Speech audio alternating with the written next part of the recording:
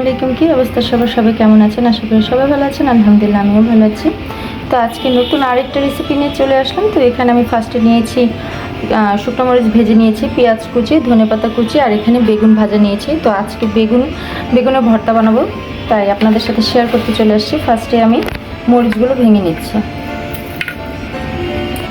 তো এইভাবে আমি মরিচগুলোকে ভেঙে নিচ্ছি। এখানে স্বাদ মতো লবণ দিয়ে দিচ্ছি। ভালোভাবে মেখে নিতে হবে।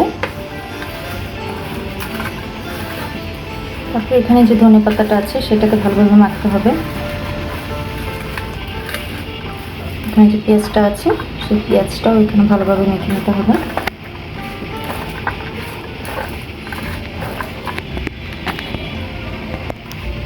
তারপরে এই তো আমার এটা মাখানো শেষ।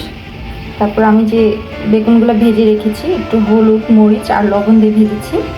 এখানে চাইলে অনেকে আছে আর কি সিদ্ধ করে মানে ভর্তা বানায়, বাট আমার কাছে এরকম ভেজে ভর্তা বানালেই ভালো লাগে। তারপর এইভাবে সবগুলো বেগুন মাখিয়ে নিচ্ছি।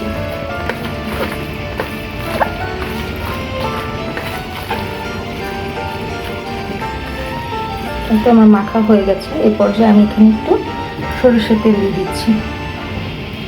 সরিষার তেল দিলে ভর্তার স্বাদটাই অন্যরকম লাগে। তো যেহেতু বেগুনটা আমি তেল দিয়ে ভেজেছি সরিষার তেল দিয়ে, এর জন্য আমি হালকা সরিষার তেল দিলাম। তো দেখি এখন লবণ হয়েছে কিনা। একদম পারফেক্ট হয়েছে। তো এটা সার্ভ করে আমি আপনাদের দেখাচ্ছি। তারপরে এই তো ফাইনাল ভর্তাটা হয়ে গেল।